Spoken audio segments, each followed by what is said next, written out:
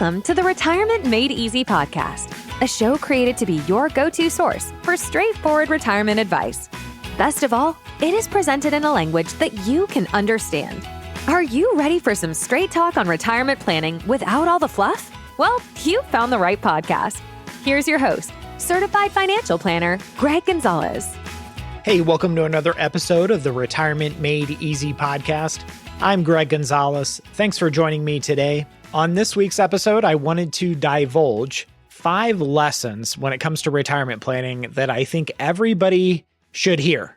And this is me really looking at the meetings and the conversations that I've had and discussions with people so far this year in 2024 and kind of my takeaways or the things that jump out at me. Because I've started to keep a journal of thoughts, of ideas that just come to me throughout the workday or throughout the week, or as I'm driving to work, I'll get to work and I'll open up the journal and I'll write in all my ideas that I think might be helpful for people to hear. Because that's the idea of this Retirement Made Easy podcast. It's to divulge information, ideas, and resources that will help you prepare better for a more successful retirement. If you're new to the podcast, my name's Greg Gonzalez. I am a retirement planner in St. Louis, Missouri, with clients in over 25 different states. But this podcast is not about me. It's about bringing these ideas and these concepts and these discussions to the table so the listeners can benefit from them. Because you might be listening to one episode and you might hear over 18 minutes or 20 minutes, you might hear one idea that can really move the needle and really help you with your situation. And that's all it takes. That 18 or 20 minutes worth of listening, very, very beneficial, and it didn't cost you anything. Aside from that, you have access to me. If you want to talk to me about your situation, you can visit our website, retirementmadeeasypodcast.com. And there's a button at the top you can click, work with Greg and fill out the form. And we can talk about your situation and hopefully get you the help you're looking for.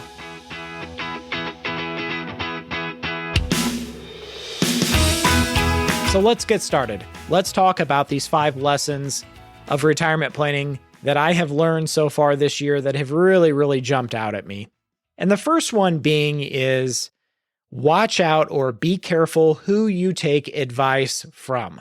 And this, I guess, not only applies to retirement planning, it could be medical advice. To tell a quick story, I had a client that was diagnosed, unfortunately, with cancer, but caught it soon and got 3 different opinions from 3 different doctors and got various opinions. So I think there is some wisdom on getting a second opinion or a third opinion from whatever professional it is, whether it's a financial planner, whether it's an attorney, a doctor, whoever it is, because these are very, very important decisions. And one of the things I always ask people is, have you got a second opinion? And the advice that you're getting that you implemented, did you run that by any other professional to see if they agreed with it or not? And oftentimes, no, they didn't. They just kind of trusted the person and went along with them. And I'll give you 2 different examples, and these are very wide apart, so bear with me. I love stories. We can learn from stories. We can connect with stories. They make the complex simple, and stories are a great way to make the unfamiliar familiar. So a conversation I had earlier this year with this gentleman, and he was saving up for a down payment for a second home. He was going to be building that home, and he had a big life insurance policy. And that's what he was using to fund or to save up for his down payment for the home. And I asked him, I said, why are we using a whole life insurance policy here to do this? And he said, well, I asked somebody from church and a very wealthy guy, and he said that would be the best thing to do, to always have a big cash value and it pays a 4% dividend.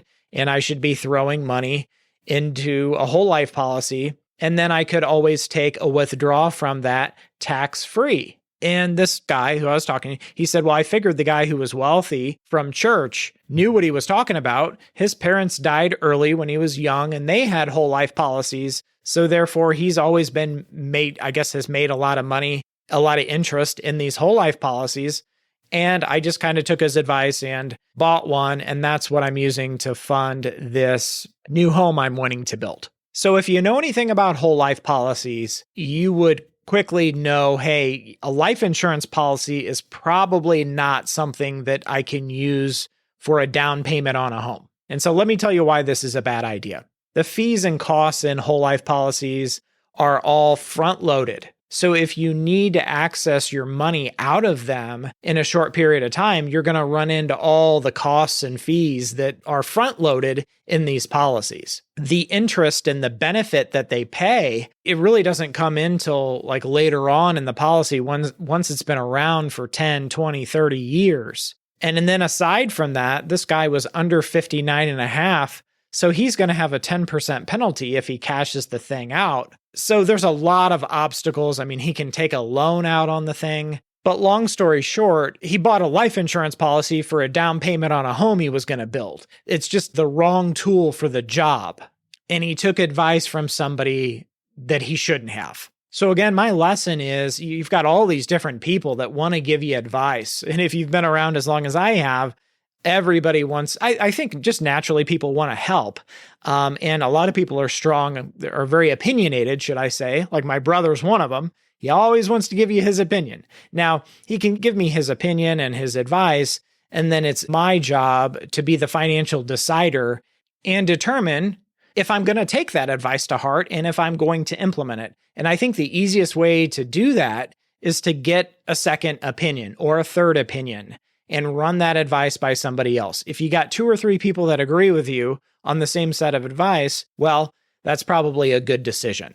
Next story, just as another example, again, this is a gentleman that decided not to take the advice that he was given. And this gentleman just this past week had contacted our office and said, hey, I'm looking to speak with a fiduciary advisor, and I'm wanting to set up a consultation with you. And over the phone call, he disclosed that he contacted his 403B provider, and it was a certain company that was saying he needed to reallocate his 403B. They highly recommended he do this.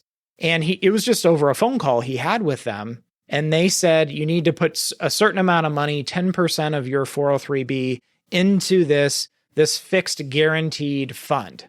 Now, what they didn't tell him is if he does put the money into that fixed fund, he can't get the money out for 9 years. He said they didn't say anything about that. They just kind of told him what the interest rate that it was paying at this time. And he assumed he would be able to get out of it or reallocate out of it in the future if he ever decided to. He didn't know that he was going to be stuck in this thing for the next 9 years. Kind of like a car that won't get out of reverse for 9 years. That's the same thing. So he said, boy, I'm glad I called you, Greg.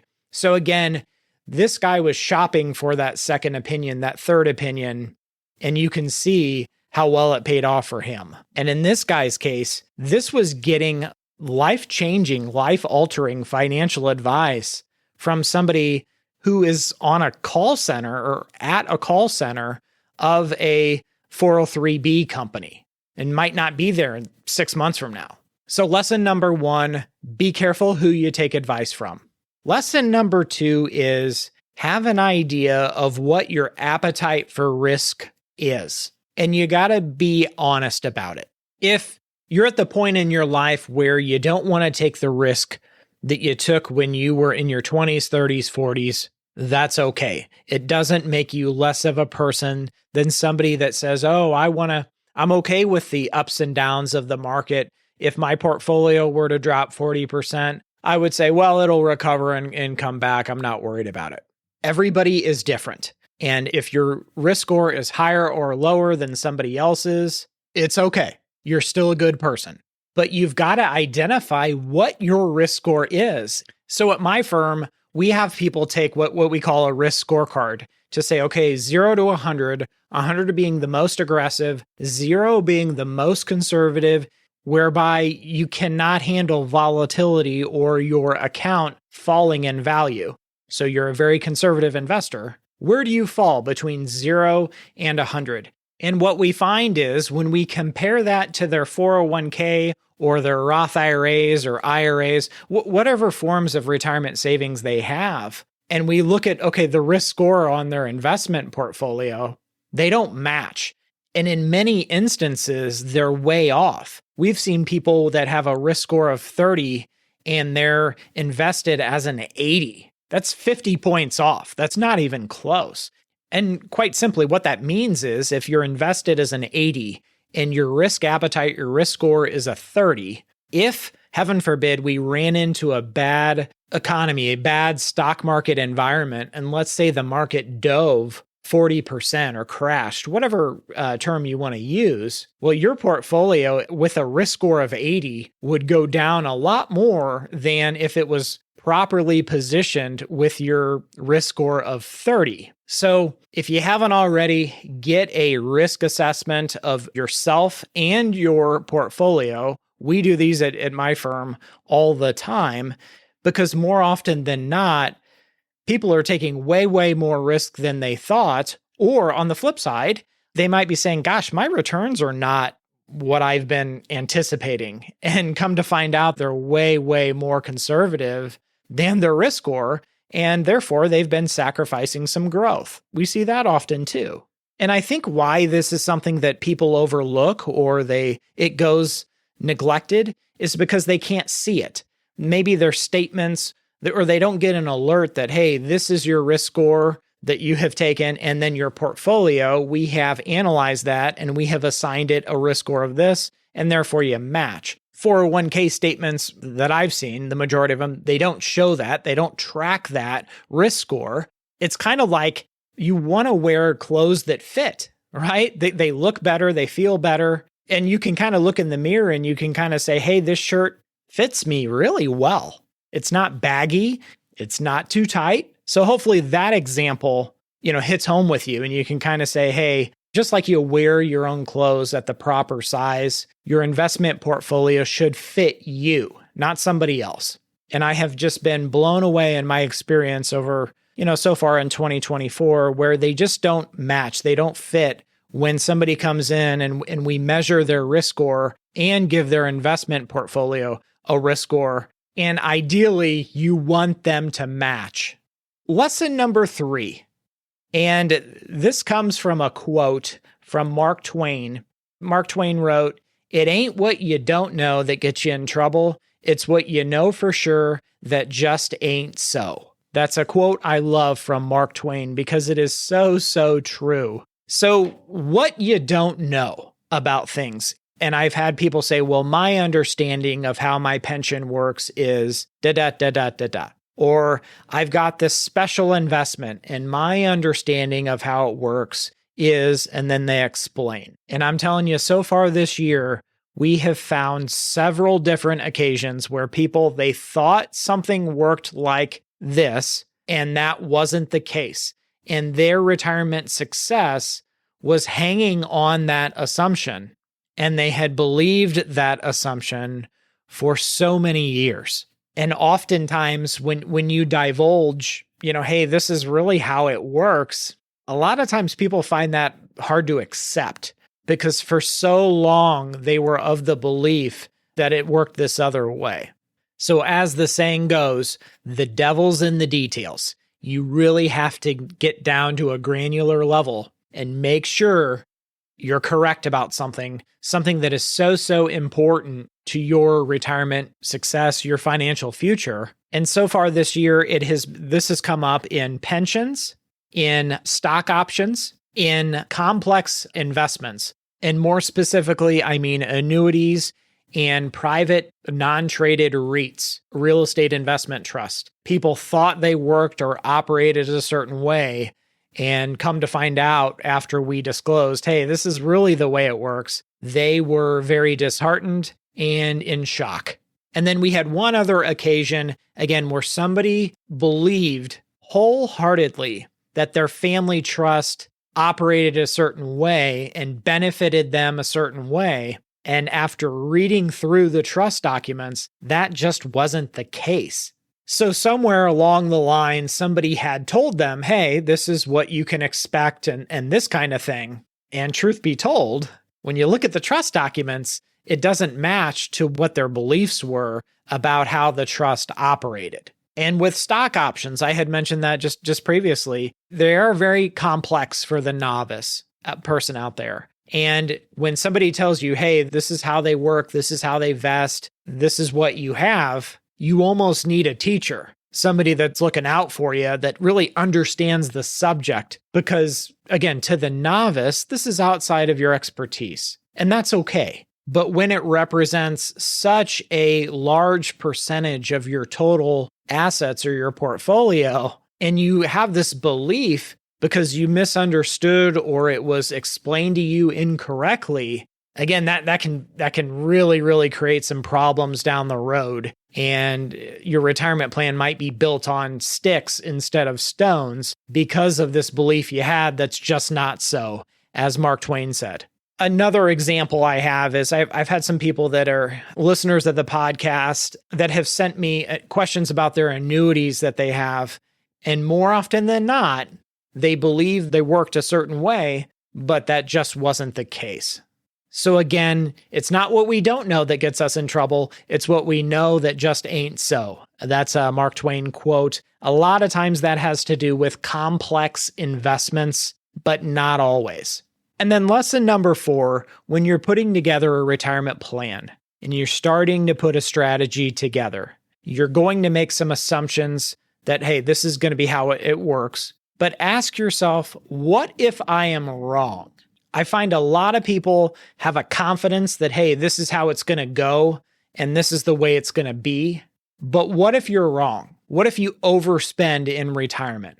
Just think of all the what ifs. And my advice here is don't be so overconfident that you've got it figured out exactly, because it's not going to go. There's going to be things that you don't expect. So as you're putting this plan together, take a step back and say, what if I'm wrong? Where could I be wrong with my planning? So you might be thinking, well, Greg, give me an example here.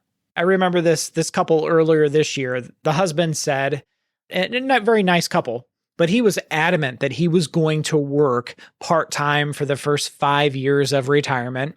And this job was going to cover health insurance between 60 and 65. And, they would be just fine. And this is a simplified example, but I asked him, I said, what if you're wrong? What if that employer is laying people off at that time, at the time that you retire and you go part-time? Let's say the company is then laying people off and they're saying, hey, we don't need these part-time people that we're having to pay benefits for. Now we got to pay health insurance for those 5 years. And where's the money going to come from? And in addition to that, you don't have part-time income, or at least to the extent that we thought you would have. And he sat back in his chair and he said, well, I didn't think of that because my boss told me that work would be there for me and I could count on that part-time work. And he thought about it for a minute and he said, well, my boss is going to retire before I do. And he said, quite frankly, my boss could get laid off. His job has been at stake a couple times.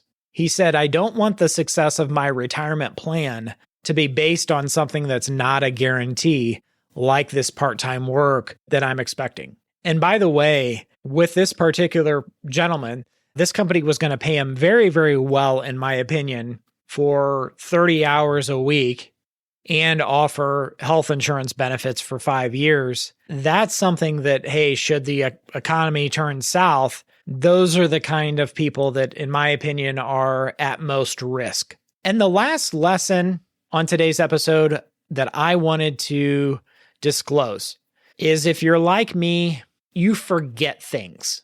If I'm going on a trip, I always forget something. And yeah, you can make lists. I have turned to making a list whenever I'm packing a suitcase. But even so, when you're doing any planning, you can forget things that are very, very important. I've driven to weddings that were 6 hours away and I forgot to bring the gift. I left it on the kitchen table. And how does this lesson apply to retirement planning?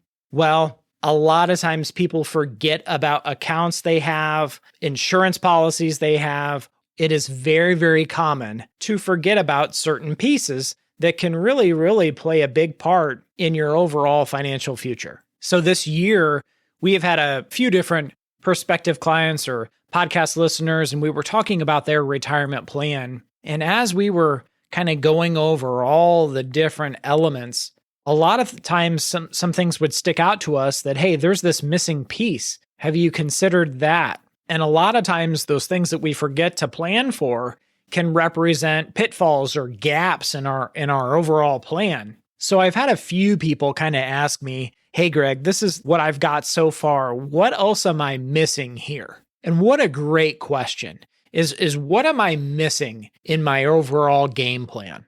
Another question that people have posed to me is, what are we forgetting or what are we overlooking? I had one client ask, and this is in my journal, is there anything else we should know or anything else that's going to come back to bite us and make us wish that we would have worked a little bit longer? What a great question that is. And really, it's when it comes to retirement planning, it's one of those things where you don't know what you don't know. And I get it. It can be scary because it's kind of going into the unknown.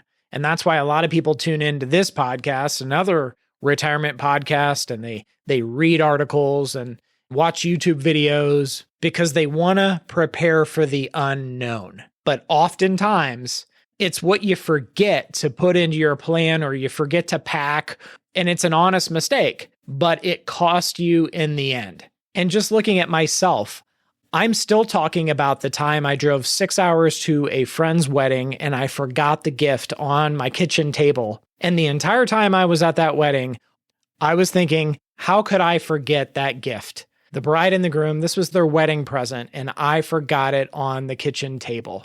And I didn't enjoy their wedding as much because all I could think about was the mistake that I made.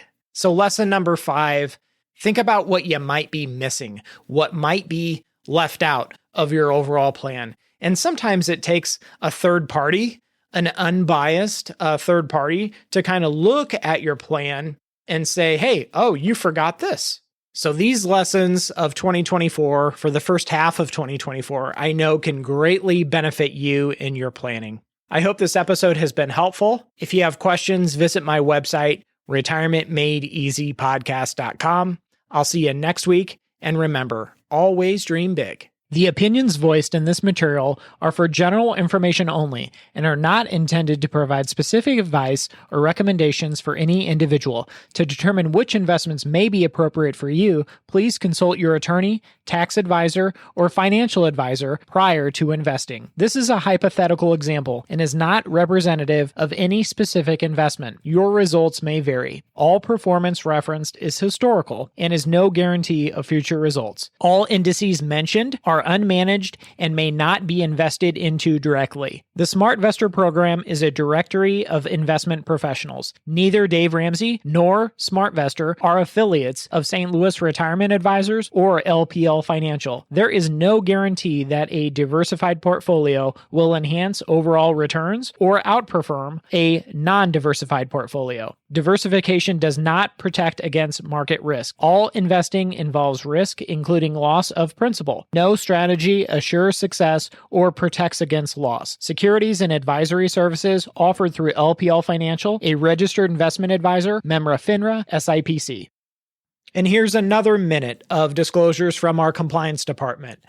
Traditional IRA account owners have considerations to make before performing a Roth IRA conversion. These primarily include income tax consequences on the converted amount in the year of the conversion, withdrawal limitations from the Roth IRA, and income limitations for future contributions to a Roth IRA. In addition, if you are required to take a required minimum distribution in the year you convert, you must do so before converting to a Roth IRA. And as I have said on countless episodes, this information is not intended to be a substitute for specific individualized tax advice. We suggest that you discuss your specific tax issues with a qualified tax advisor. Thank you for listening to the show today. Check us out at our website, retirementmadeeasypodcast.com. And if you want some help from Greg, submit your questions at the bottom of the page or sign up for a 30-minute retirement coaching session with Greg. We'll see you next week.